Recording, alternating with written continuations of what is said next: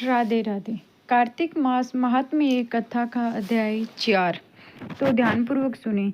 नारद जी ने कहा, ऐसा कहकर भगवान विष्णु का रूप धारण करके आकाश से जल में गिरे।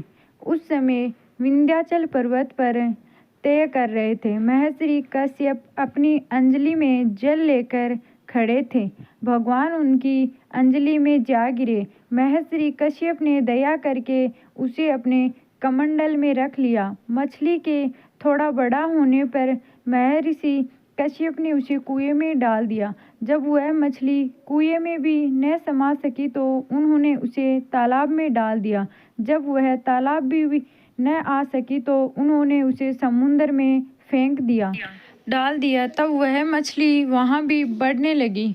फिर मत्स्य रूपी भगवान विष्णु ने इस शंखासुर का वध किया और शंखासुर को हाथ में लेकर बद्रीवन आ गए। वहाँ उन्होंने संपूर्ण ऋषियों को बुलाकर इस प्रकार आदेश दिया कि हे मुनिवरों, तुम जल के भीतर बिखरे हुए वेद मंत्रों की खोज करो और जितनी जल्दी हो सके उन्हें सागर के जल से बाहर निकाल लाओ। तब तक मैं देवताओं के साथ प्रयाग में ठहरता हूँ। तब उन तपोबल संपन्न महर्षियों ने यज्ञ और बीजों सहित संपूर्ण वेद मंत्रों का उद्धार किया। उनमें से जितने मंत्र जिस ऋषि ने उपलब्ध किए हैं वही उन बीज मंत्रों का उस दिन से ऋषि जाने लगा। तदंतर सब ऋषि एकत्रित होकर प्रयाग में गए। वहाँ उन्होंने ब्रह्मा जी सहित भगवान विष्णु को उपलब्ध हुए सभी वेद मंत्र संप्रीत कर दिए। सब वेदों को पाकर ब्रह्मा जी बहुत प्रसन्न हुए।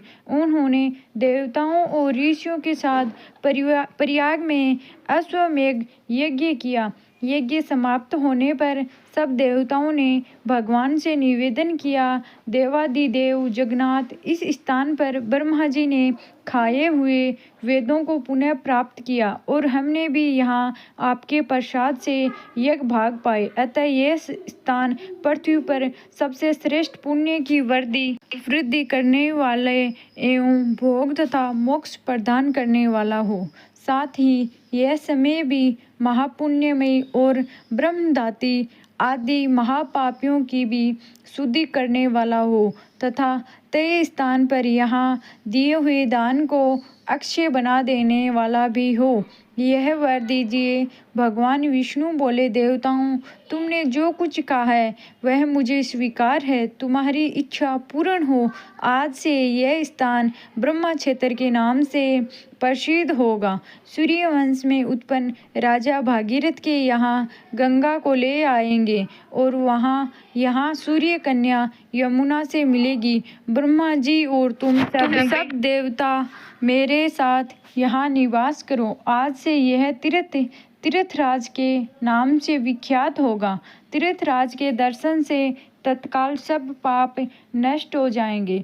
जब सूर्य मकर राशि में स्थित होंगे उस समय यहाँ स्नान करने वाले मनुष्य के सब पापों का यह तीर्थ नाश करेगा।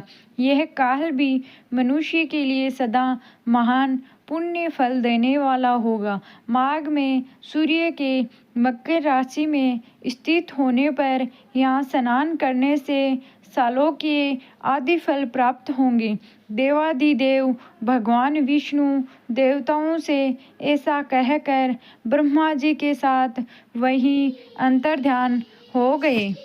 तत्पश्चात इंद्रादि देवता भी अपने अंश से प्रयाग में रहते हुए वहां से अंतर्ध्यान हो गए।